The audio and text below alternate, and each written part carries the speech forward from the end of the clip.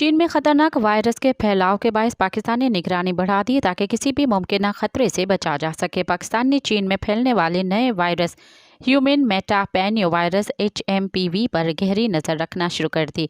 कौमी इदारा बराए सेहत के मुताबिक चीन में फैलने वाले HMPV वायरस की तशखीस के लिए टेस्ट किट्स दस्तयाब हैं और इन किट्स की मदद से इस वायरस की तशखीस की जा सकती है।